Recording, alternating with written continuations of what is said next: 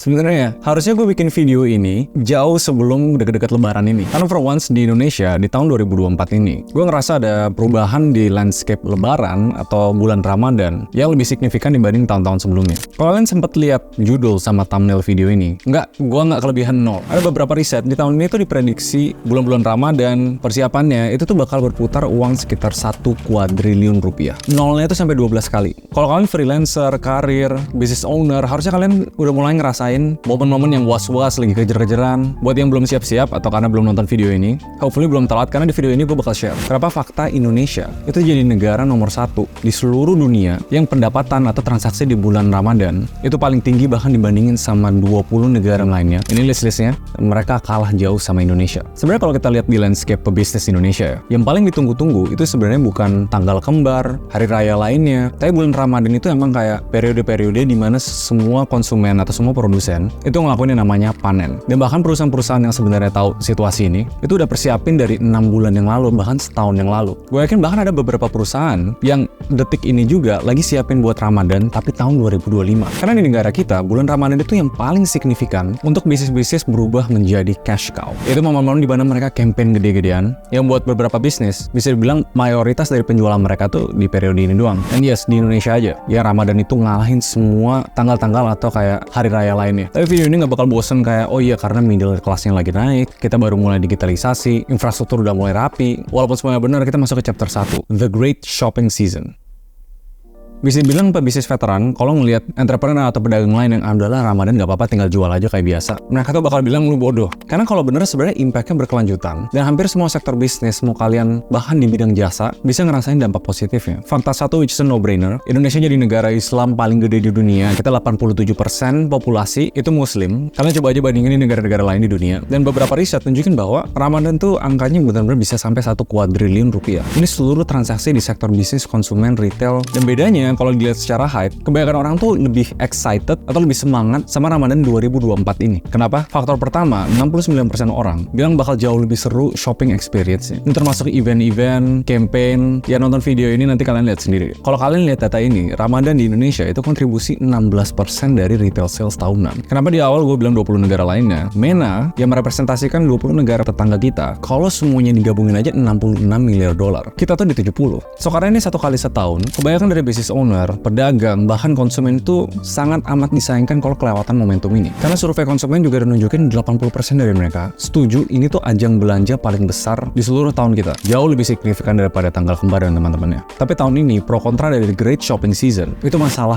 acquiring customer atau cara bisnis-bisnis dapetin customer. Pro-nya, kalau kalian bisnis-bisnis yang tujuannya adalah dapetin customer baru, this is the time. Kontranya, bisnis-bisnis yang udah punya customer lama, biasanya ini momen-momen mereka selingkuh atau kayak berkhianat sama brand yang biasanya mereka loyal. So sebenarnya kalau di tahun ini emang temanya adalah untuk dapetin customer baru. Ada namanya sense of discovery, perasaan pengen explore atau cari barang jasa baru. Dan di bulan Ramadan, orang tuh lebih open. Hampir 90% terbuka untuk cobain brand baru. Di bulan Ramadan ini, minimal ya beli satu brand baru yang mereka nggak pernah pakai, yang mayoritas didorong karena kebetulan brand baru ini lagi ada promo. Pas barriernya turun, disitulah orang-orang kebanyakan selingkuh. Balik lagi ke kontranya, makanya kalian kalau brand-brand yang udah punya customer loyal, jangan cuma cari customer baru, harus ingat untuk engage customer lama. Karena this might be the moment kalian bisa kehilangan customer loyal kalian. Ini faktor kedua paling penting dari consumer trend 2024 ini. Banyak orang tuh salah kaprah bulan Ramadan itu orang fokusnya di bener-bener pas 30 hari ya pas Ramadan itu doang. Padahal kalau lihat dari siklusnya itu harus dipecah dari pre, during, dan post Ramadan. Atau kalau mau lebih simpel lagi pre sama postnya aja. Kalian coba lihat data ini. Karena setiap bulan Ramadan itu bukan kayak satu bulan flat trennya sama terus. Dia tuh udah dari bertahun-tahun lalu punya tren yang minggu per minggu itu tuh berubah. Biasanya di minggu pertama sampai minggu kedua Ramadan itu bisa dibilang kayak preparation period. Orang tuh udah mulai spending sebenarnya. Tapi puncaknya tuh di minggu ketiga sama minggu keempat. Karena secara psikologi, customer kalian tuh lagi bersiap-siap yang namanya Idul Fitri. Dan ini momen-momen dimana orang udah dapat THR duluan. Jadi duitnya udah ada nih. Cuma kan sebenarnya kita butuh strategi. Sebenarnya apa yang beda di tahun ini yang kita perlu adjust dibanding tahun lalu. Karena perubahannya menurut gue signifikan. Ya kita masuk ke chapter 2, The Big Changes.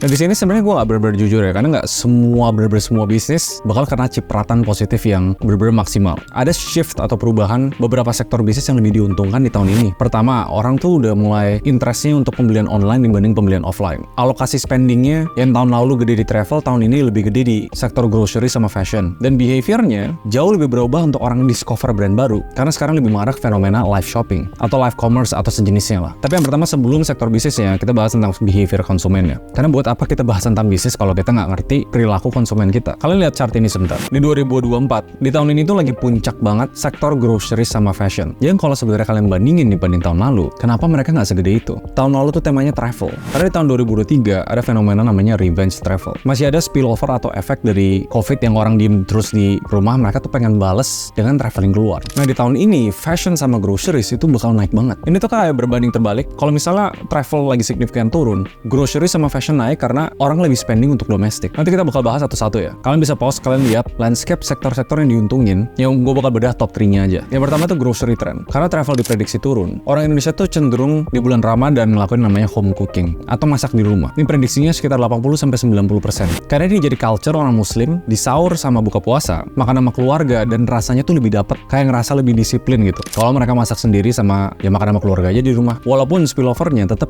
kedua terbesarnya tuh take away, terus yang ketiga food delivery. Jadi buat kalian yang di bisnis F&B, sebenarnya emang sedikit terganggu, cuma harus condong persiapan strateginya untuk take away food. Nah, groceries ini sebenarnya bukan cuma bahan makanan mentah doang, tapi kategori-kategori yang kayak ready to drink, ready to eat, ready to cook. Kalian bakal lihat brand-brand kayak Hydro Coco gini. Apalagi yang ini, itu minuman dengan vitamin D3 pertama di Indonesia. Minum satu aja bisa memenuhi kebutuhan kalian untuk vitamin ini dalam sehari. Enak banget cuy. Jadi kalau kalian yang ada di kategori ini, bersenanglah karena kalian masuk di consumer spending terbesar. Oke, back to topic.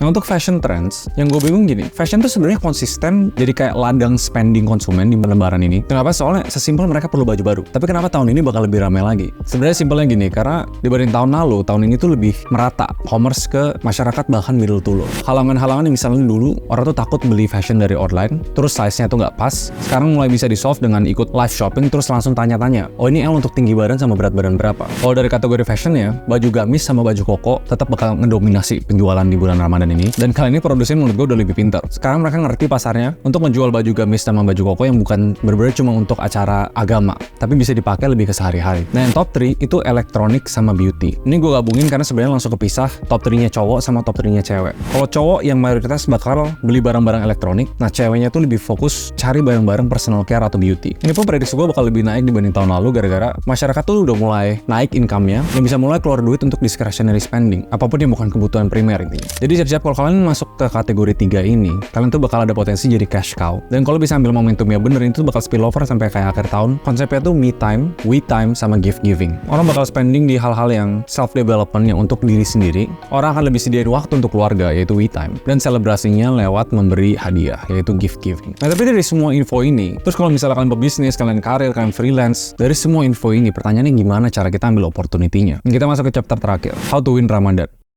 Sebenarnya step satunya emang ngerti landscape-nya dulu. Kalau kalian udah ngerti consumer behavior, tahu produk apa yang bakal rame, pertanyaannya gimana cara kita bisa leverage itu. Faktor nomor satunya itu timing. Karena mau gimana pun, sehebat apapun marketing strateginya, kalau kita nggak ngikutin arus dari behavior konsumen, sama aja bohong. Kalau nggak ngerti timing, susah untuk saingan. Karena percaya deh, banyak banget brand itu bakal rebutan spotlight di bulan-bulan ini. Tergantung dari sektor bisnis kalian, dan berdasarkan riset-riset tahun-tahun lalu, ada minggu-minggu tertentu di mana kalian tuh sebenarnya bisa shine. Waktu-waktu di mana kalau mereka ngelihat iklan bisnis kalian, lebih kemungkinan besar mereka bakal beli. Dari ini chartnya, yang masuk di kategori grocery itu pre-Ramadan. Fashion masuk ke minggu kedua dan minggu ketiga. Elektronik juga di minggu kedua, minggu ketiga. Skincare dan teman-temannya itu kalian harus siapin dari sebelumnya. Mobil, rumah itu harus di set sebelumnya. Dan ini tuh surprisingly nggak banyak orang pakai datanya untuk bikin strategi marketing yang lebih efisien. Tapi kita fokus di right timing dulu ya. Kebanyakan konsumen itu lebih tepatnya 80%-nya ya, udah dari jauh hari mikirin apa yang mereka bakal beli. 5-10 hari. Jadi kalau kalian misal ke bisnis nih berharap kayak, oke mereka bakal belinya di minggu pertama bulan Ramadan, ya udah gua bener-bener advertise di minggu itu aja. Nah berarti itu strategi yang salah. Justru harus sudah mulai sisipin ads atau kreatif material 5-10 hari sebelum mereka bakal beli produk kalian. Kasih waktu untuk mereka consider. Baru di minggu-minggu tertentu, puncak dari transaksinya, kalian keluarin ads yang sifatnya conversion. Yang sifatnya ngejemput bola, yaitu promonya dikeluarin, diskon yang dinyalain. Tapi kalau timingnya kita udah dapat benar, baru disiapin dari jauh hari, pertanyaan kedua itu the right place. Media apa yang dicari di bulan Ramadan? Kalau kalian udah mikir online channel, yaitu no-brainer.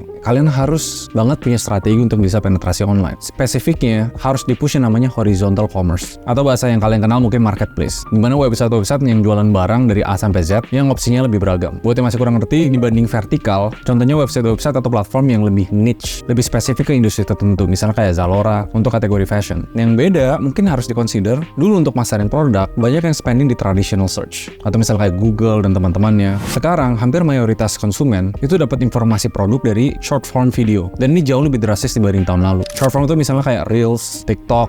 Sedangkan yang kayak long form, itu tuh jadi opsi kedua. Long form itu misalnya kayak video YouTube yang kalian nonton sekarang. Kayaknya video ini agak panjang sih ya. Dan untuk nyari the right place, sebenarnya kalian tuh bisa mulai riset dan baca-baca data kayak dari Google. Sheets lengkap kayak gini, ya sebenarnya kalau kalian masih mau main marketing dari SEO, biar ngerti demografiknya tuh kayak gimana. Nah terus mungkin poin terakhir ya, right time, right place, gue mungkin bilangnya right offer. Faktor utama yang biasanya pengaruhin orang untuk belanja di bulan Ramadan. Number one, gratis ongkir. Ini surprisingly 85% survei dari responden riset ini sangat ngedorong orang untuk cobain beli produk kalian. Yang kedua itu program affiliate. Karena orang tahu di Ramadan itu bulan rame, banyak bisnis e-commerce itu majuin program-program affiliate yang lebih gencar untuk orang dapat side income sekalian naikin momentumnya. Yang ketiga, discount. Jadi jangan lupa kalau di tahun ini temanya tuh product discovery, di mana customer itu bisa ditarget untuk cobain produk kalian yang mereka nggak pernah coba. Dan untuk banyak pebisnis mikir kayak, aduh diskon gede sayang banget. Tapi kalau produk kalian bagus, mungkin bulan ini momentumnya banget untuk kalian beraniin ambil diskon khusus untuk orang yang mungkin nggak pernah cobain produk kalian. Simpelnya gini mungkin, kita tahu di Indonesia tuh selalu rame bulan Ramadan, tapi nggak banyak orang mau ngertiin secara detail what's really happening. Karena data-data ini sebenarnya semuanya bisa dipakai untuk kalian bikin strategi bisnis. Atau mungkin yang lihat video ini jadi terinspire untuk tahun depan gue lebih planning lagi deh. Tapi menurut gue,